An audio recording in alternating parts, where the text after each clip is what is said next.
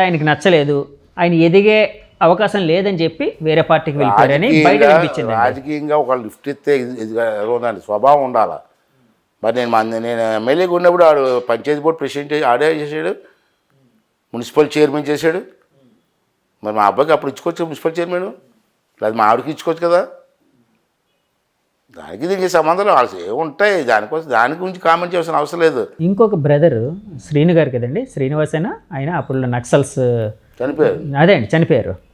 అది యాక్చువల్గా ఈ అటాక్ మీ మీద ప్లాన్ చేసింది అనుకోకుండా ఆయన, అంటే ఆయన అనుకొని ఏదో మిస్ఫైర్ అయ్యింది, ఆ విధంగా జరిగింది అని కొన్ని వార్తలు వినిపించాయి. ఢిల్లీలో ఉన్నానండి, ఆవిడ ఎంపీ. ఓకే, ఢిల్లీలో ఉన్నాను.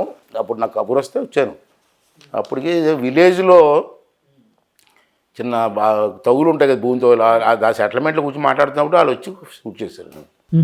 మరి మిస్అండర్స్టాండ్ చేశారో మరి ఏం చేశారో. తర్వాత వాళ్ళు కూడా నక్సలైట్లు కూడా దానికి సమాపణ చెప్తారు కదా, అదే అదే వాళ్ళు చెప్తారు. అప్పుడు మిస్ఫైర్ అయినో ఇదో చెప్తారు కదా, అదే చెప్పలేదు. మరి అంటే చాలాసార్లు పత్రికల్లో చూస్తూ ఉంటాం, లెటర్ విడుదల చేశారు ఇలా మావోయిస్టులు ఇలాగని వింటూ ఉంటాం. అక్కడ గుల్గూడ మండలంలో మా ఇంటీరియల్ ప్లేస్లో ఇదిగో ల్యాండ్ తగ్గు ఉంటే వెళ్ళి మాట సెటిల్మెంట్లు ఏదో చేస్తున్నప్పుడు పిలుస్తారు కదా పెద్దల్ని. అవునండి, అన్నదమ్ములు కొట్టుకుంటూ పడుతుంది. అలా టైంలో ఉచ్చుకుంటారు.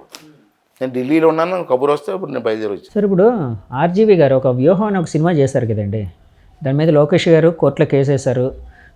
ఈవెన్ సెన్సార్ని కూడా, అంటే మీరు సినిమాతో సంబంధం ఉన్న వ్యక్తి కాబట్టి అడుగుతున్నాను, రాజకీయాలే కాకుండా సినిమాలు కూడా మీరు తీశారు, సినిమాలు తీశారు. ఈవెన్ పూరి జగన్నాథ్ కూడా లిఫ్ట్ ఇచ్చింది మీరే అంటారు, గాడ్ ఫాదర్ మీరే అంటారు. లిఫ్టే కదా, టాలెంట్ ఉంది మొదటి నుంచి. టాలెంటెడే సార్, నేను అంటుంది టాలెంట్ లేదని కదా, ఎందుకంటే జగన్ గారితో నాకు అద్భుతమైన పరిచయం ఉండేది, ఇప్పుడు కూడా ఉంది. ఆ ప్రాంతం కూడా కదా. అవునండి.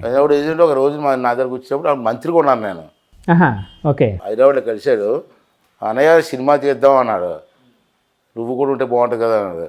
తీస్తాను, నాకు ఇంట్రెస్ట్ చిన్నప్పటి నుంచి సినిమా తీయాలని కోరుకుంది, నీ ద్వారా తీద్దాం, కానీ నువ్వు కూడా పార్ట్నర్గా ఉంటేనే తీద్దాం అన్నాను. ఓకే, అప్పుడు నలుగురిని కలిసి తీసుకోండి. దాంట్లో one of the part cinema idiot బాగా సక్సెస్ అయింది.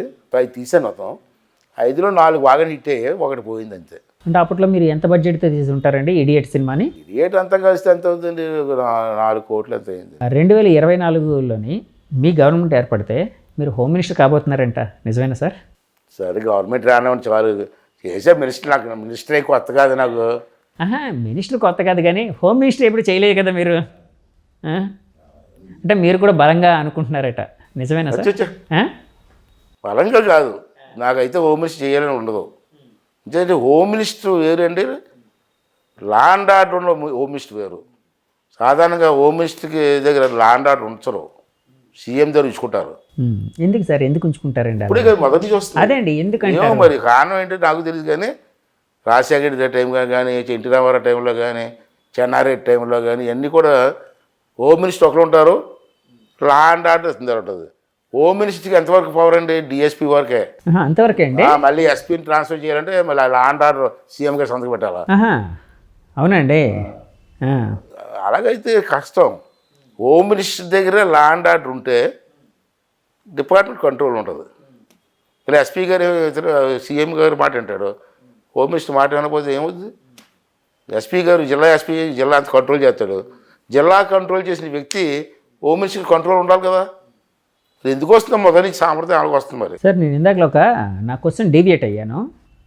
వ్యూహం సినిమా మీద మన లోకేష్ గారు సెన్సార్ సర్టిఫికేట్ని కూడా సస్పెండ్ చేయాలి, సెన్సార్ సర్టిఫికేట్ ఇవ్వకుండా దాన్ని ఆపాలి అని కోర్టుకు వెళ్ళారు. సో కోర్టు జనవరి 11 వరకు థియేటర్స్లో కానీ, ఓటీటీలో కానీ, ఇంటర్నెట్లో కానీ రిలీజ్ చేయకుండా ఒక ఇదైతే ఆర్డర్ అయితే ఇచ్చింది, స్టే ఆర్డర్ ఇచ్చింది కోర్టు ఇచ్చారు, గౌరవ కోర్టు.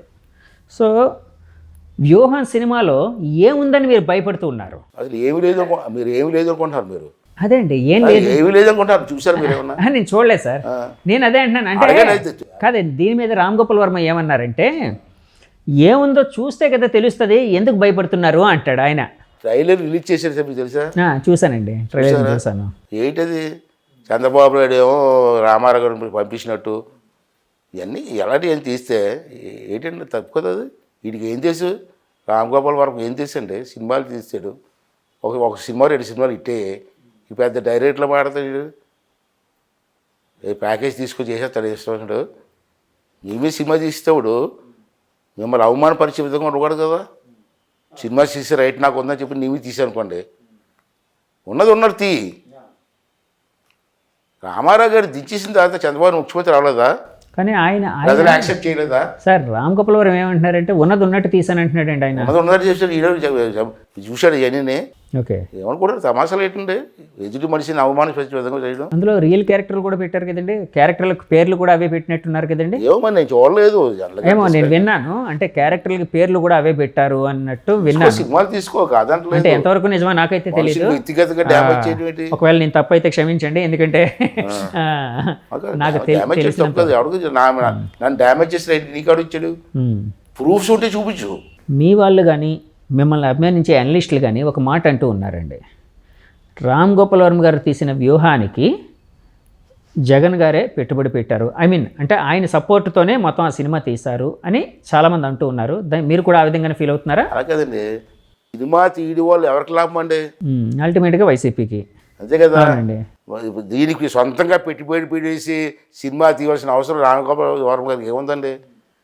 వీళ్ళకి లాభం ఉంటుంది కాబట్టి పెట్టుబడి పెట్టచ్చు. రామ్ గోపాల్ లాభం ఏంటి సినిమా వల్ల? ఈ సినిమా వల్ల ఒకవేళ జనం ఆదరిస్తే ఆ పార్టీకి లాభం, ఆల్రెడీ డబ్బులు వేయించవచ్చు కదా అని జనం ఊహాగానం కావచ్చు కదా. సార్ ఇప్పుడు అయితే ఆ వ్యూహాన్ని అడ్డుకోవడానికి మీరు చేస్తున్న ప్రతి వ్యూహం ఏంటి సార్ మీ పార్టీ పరంగా?